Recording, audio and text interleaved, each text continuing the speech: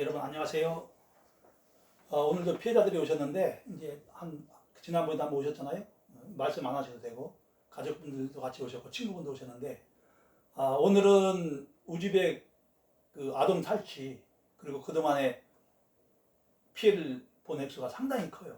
실질적인 결혼 생활은 한 10년 가까이, 정확하게 말씀드리면 결혼 생활이 아니고 법률혼 관계만 한 10년 가까이 되는데 실제로 산 기간은 5개월 정도 되죠? 고개만 까딱하세요. 5개월 정도 되는데 보내준 돈은 한 2억 원 상당. 5개월을 살면서 단 5개월을 살면서 2억 원 상당을 보내준 거예요. 우리 남성분이 참 성품이 앞에 앉아 있으니까 나름대로 내가 나이도 많고 하니까 이제 안타까워서 야단도 치고 이제 호소도 하고 이렇게 했는데 어쨌든 참 답답하기도 하고 안타까운 상황에서 또 다른 이와 같은 피해를 예방하기 위해서 이번 영상을 올리게 됐습니다. 협조를 잘해 주셔서 고맙고 10여 년 전에 결혼을 해서 그리고 이제 그 핸드폰을 제가 이제 뒤져보니까 이분이 당한 그 피해 업체가 여러 사람을 또 다수의 피해자를 발생시킨 업체예요. 그리고 오늘 오신 목적은 첫 번째로 내 자식이 맞는가, 두 번째로 간통을 해가지고 둘째를 낳았어요. 세 번째로 그 내 자식이 첫째인데 첫째 아들이 정확하게 친자가 맞는가 안 맞는가 확인이 안 된 상태에서 그 아들마저도 우즈벡으로 탈취를 했어요. 그다음에 지금 한 8개월 가까이 한국에 오지 않고 있어요. 그래서 너무 복잡하고 힘들고 괴롭고 그러다 보니까 많이 마음고생이 심해가지고 정신적으로 피폐해져가지고 지금 얼굴도 많이 안 해요. 한 10kg가 빠졌다고 하셨지.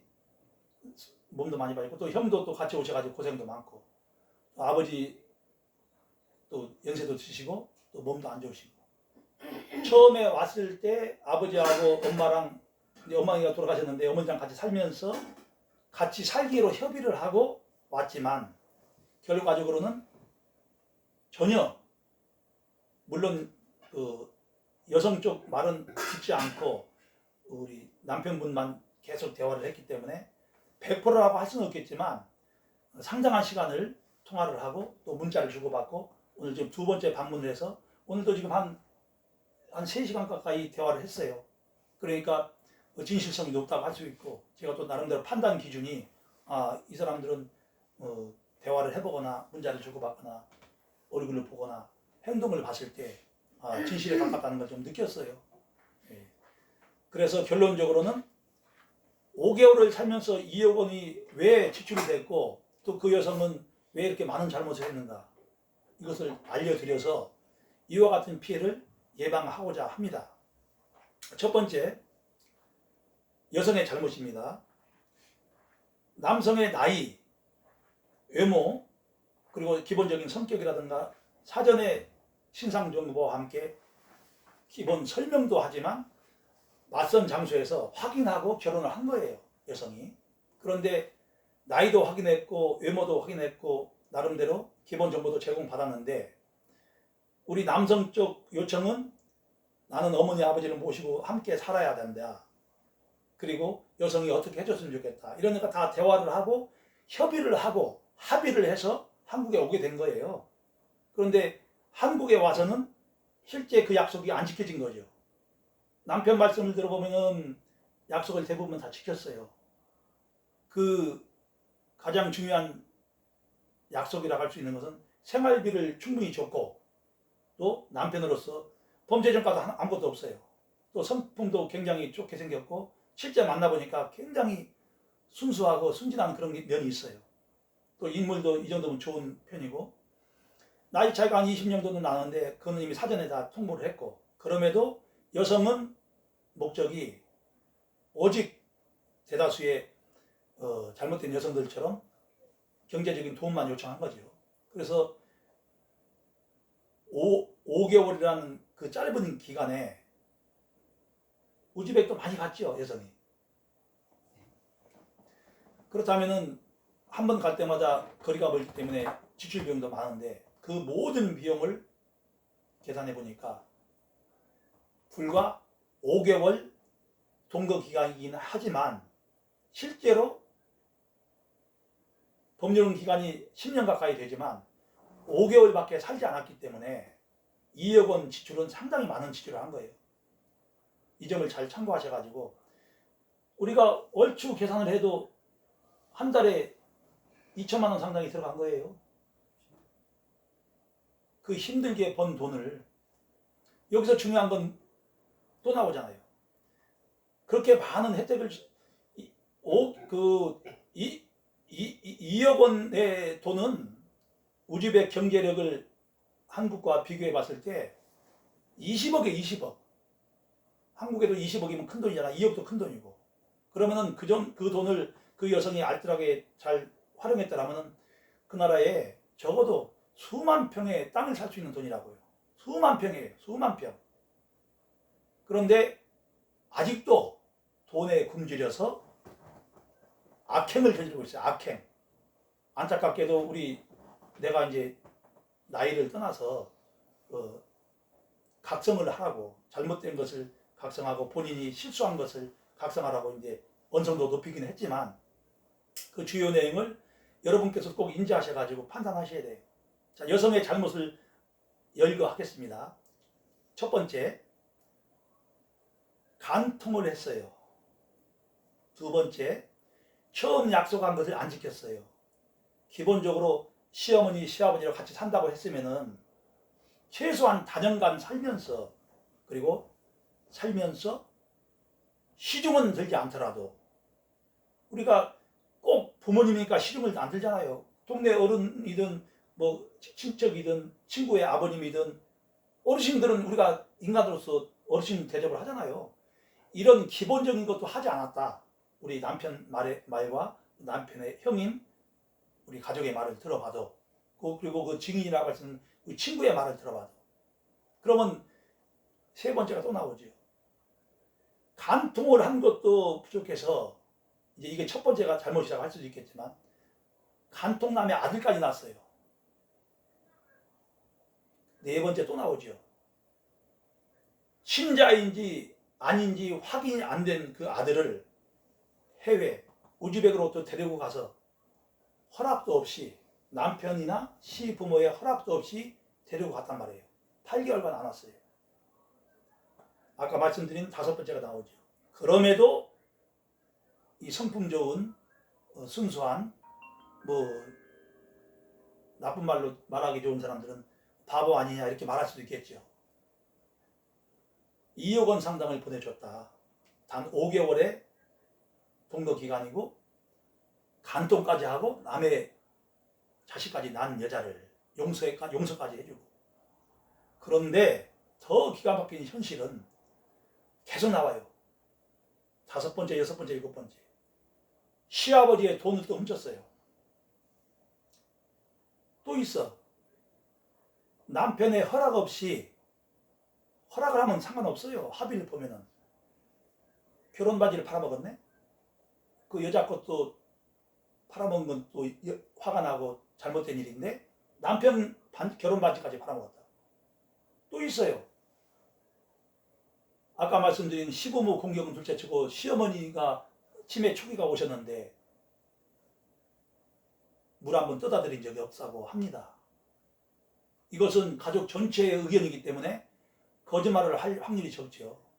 아이고 어떻게 물 한 그릇 안 떠다 드릴 수가 있습니까? 물론 떠다 드릴 수도 있겠지. 이런 상황이고, 그러면 여기서 우리가 중요시할 게 뭐가 있어요? 이런 상황에 남편분들이 피해자라고 할 수가 있는데 이런 사건이 저한테 한두 건 있겠냐고. 많단 말이에요. 그러면 제 역할이 이와 같은 피해를 비롯해서 국제 이런 피해 자체를 막으려고 하는 단체 대표인데 여러분에게 이걸 분명히 전달을 해서 다시는 이런 일을 발생시키면 안 되죠. 그래서 내가 야단도 치고 호소도 하고 부탁도 하고 사건도 도와드리면서 하고 있습니다. 어떻게? 여러분도 이와 같은 일을 당하시면 안 돼요. 세월은 흘러서 이제 늙어가고 가진 것은 없고 그러면 누가 돌봐줄 겁니까? 늙어서 돈 없으면 누가 돌봐주냐고.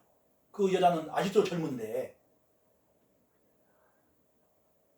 다 떠나서 몇 번 말씀드렸어요. 이런 일을 처음부터 만들면 안 돼. 여성은 분명히 잘못된 여성이고 범죄자예요. 이건 가정범죄. 간통, 다른 남자 아기 출산, 시아버지 돈 훔쳐간 거, 결혼바지 팔아먹은 거, 아들인지 아닌지 확인도 안 되는 상태에서 우즈벡에 빼돌리고 들어오지 않고 있는 거, 그리고 이혼을 하면 자기는 제3국으로 가서 다른 남자, 그 간통남이겠죠. 증거사진이 있습니다. 그 남자하고 결혼 생활을 하겠다 이런 내용 같은데, 그러면 첫째 아들도 이분 아들이 아닐 가능성이 높은 거예요. 그런데 곧 들어온다는 말을 또 하고 있어요. 잘 몰랐을 때는 이분이라고 하기도 싫어요. 이 잘못된 범죄자 여성이 한국에 들어오는 목적이 뭐냐 이거예요. 근데 상당수의 어리석은 남성들이 이와 같은 상황에서도 들어온다고 하니까, 여기는 이제 상황이 완전 바뀌었어요. 옳고 그름, 선과 악을 구분을 했기 때문에 못 들어오게 하고 있어요. 지금 제가 강력하게 그렇게 설명도 했고, 범죄자와는 결혼 생활이 이루어질 수가 없고 더 큰 피해가 발생할 확률이 높다. 더 큰 피해가 뭐예요?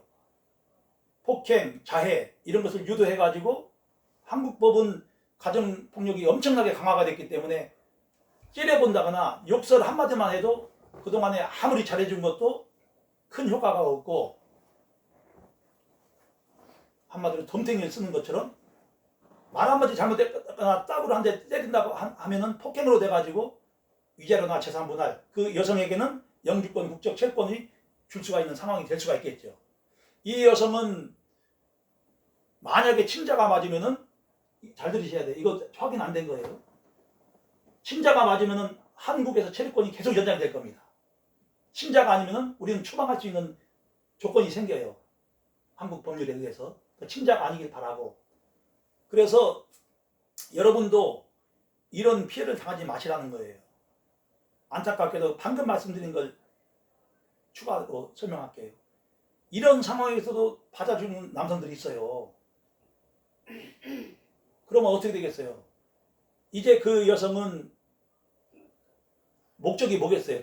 또 돈이란 말이에요. 돈. 이 남성과 또 다른 이와 같은 남성과 살려고 오는 것이 아니고 돈이란 말이에요. 오직 그 간통남하고 재기의 발판을 삼기 위해서 한국 남편이 그동안 이유가 없이 돈 좀 필요해요, 아기가 아파요, 또는 나 얼마가 필요하니까 뭐 좀 사주세요 하면 무조건 사줬단 말이에요. 이거 하면 안 된다고요. 아기가 아프면 정말로 아기가 아픈지 확인을 하고, 돈이 필요할 때는 그동안 약속한 돈을 줬으니까 그걸로 하든가, 더 이상은 줄 수가 없다고 하든가, 이걸 맺고 끊는 것이 분명해야 돼요. 그리고 사전에, 가장 중요한 말입니다. 사전에 결혼을 하기 전에 약속을 반드시 하셔야 돼. 한국에 오면은 생활비는 어느 정도 줄 것이고, 그리고 그 밖에 부수적으로 발생하는 각종 대소사, 친정집에 상가 문제가 발생했다거나, 또는 누군가 결혼했다거나 애경사가 있을 때 얼마 정도는 주겠다는 이것을 사전에 약속을 하는 게 굉장히 중요합니다. 그리고 거기서 조금 더 주는 건 좋지만 그 뭐 3배, 4배, 10배 이상 주는 건 안 된다는 거예요. 절대 안 되는 거예요. 이거는. 그렇게 되면 어떻게 되겠어요? 이 어리석은 사람들이 내 손가락질 하는데 본인들이 자꾸 돈을 주니까 그 여성은 처음에 그 준 것만 해도 충분해요. 한국을 기준으로 생각하면 안 돼요. 우즈벡이면 우즈벡, 베트남이면 베트남 물가, 경제력, 인프라 이런 것들 기준으로 해가지고 돈을 주란 말이에요. 그러면 그 사람들은 알죠? 몇 번간 말씀드린 것 같은데 한국에 올 때 본인도 똑같을 거예요. 단돈 1원 한 장 안 썼잖아요. 본인은 수천만 원, 수억 원을 줬는데 남편을 위해서, 시부모님을 위해서 단돈 1원 한 장 쓰는 거 있냐고. 거의 없어요. 그랬으면 그것만 가지고도 엄청난 혜택을 받는 거예요. 결혼도 공짜로 했잖아요. 항공권, 신혼여행비, 그 밖에 얼마나 또 많이 지출돼. 예? 선물, 폐물 다 돈이요 이거. 그것만 가지고도 충분하다고요. 거기에 만족을 하고 더 이상 돈을 요구하지 않는다거나, 양심적인 여성들은 어떤 행동을 하냐면은 이 정도면 충분해요. 당신도 살고 나도 우리 미래를 위해서 살아야죠. 이게 맞는 거란 말이요. 근데 그 여성은 그런 말 안 했어. 그때 빨리 눈치를 챘어야 되는 거예요. 내가 약속한 돈을 줬으면 이걸로 충분히 한데 왜, 그리고 그 이상으로 약간 더 줬는데 끝없이 사막의 오아시스처럼 갈증이 생기는 거예요. 더 많이, 그리고 더 자주. 그래서 지금 단 5개월을 살았는데 2억을 지출한 거예요. 뼈를 깎는 마음으로 각성하셔야 돼. 인생 내가 살아보니까 나보다 더 오래 사시는 분들도 많지만 이거 보통 일이 아니더라고. 이게 2억 원 한번, 지금부터 2억 원 그 본인이 무슨 특별한 재주가 있는 것도 아니고 떼돈을 벌 것도 아니고 로또에 맞을 확률도 없는데 벌 생각해봐요. 얼마나 힘들겠어요. 이거는 여기 계신 분만 말씀드리는 게 아니고 여러분도 해당될 수가 있어요. 정신 바짝 차리시라고. 그래서 결론적으로 이 밖에도 이 여성이 잘못한 게 많아요. 그래서 오늘은 여기에 대한 대안을 잠깐 설명드리고 끝내겠습니다. 국제결혼은 내가 몇 번 말씀드렸을 거예요. 어두운 밤에, 그것도 안개까지 꼈어요. 그 상황에서, 이건 이제 복수알이지만 랜턴 하나 없이 벼랑길을 걷는 거 똑같아요. 벼랑길을 걷는 거 똑같다고. 나도 지금 생각해 보니까 2006년인가? 그때 2005년인가 됐거든. 2006년 정도. 한 20년 가까이 됐는데 그때 4,500인가 줬어요. 내가. 어리석었어. 그 당시에는 지금처럼 나 같은 사람이 없어가지고 아무도 얘기를 안 해줬어요. 경찰서 찾아갔더니 왜 결혼했냐고 막 지랄을. 내 그 경찰 새끼 혼을 내줬잖아요. 그 새끼 그거. 내가 지금 고통을 받고 사기 결혼 형식의 피해를 당해가지고 당신한테 도움 받으러 왔는데 왜 피해자를 우롱하고 그래. 여기 경찰서장 집무실 어디냐고 했더니 이미 그 팀장이 놀래가지고 찾아왔더라고. 그래서 내가 용서를 해줬는데 이 엄청난 결혼 피해를 갖다가 지금도 착각을 하는 사람이 많아요. 잘해주면 되겠지, 잘해주면 되겠지. 뭘 잘해줘? 이미 잘해줬는데. 첫 번째, 그 여자 돈 한 푼 안 줬잖아요. 두 번째, 결혼식 공짜로 하잖아요. 세 번째, 신혼여행 공짜, 폐물 공짜. 공짜가 아니지, 그건 이득이지. 그죠? 엄청난 이득이잖아요. 선물, 한국에 오는 거 다 저기 남편이 다 했잖아요. 이거면 충분하다고. 그리고 한국에 왔을 때 상대 여성과 분명히 말씀드렸죠. 약속을 하라고. 한국에 오면은 나는 이렇게 살 겁니다. 여기는 다 했어. 그렇게 부모님 모시고 한다. 근데 부모님도 모신 거 없어. 그러면 어떻게 되겠어요? 잘 들으세요. 그랬을 때는 약속을 지키라고 말씀하셔야 돼. 가만히 있지 말고 바보처럼.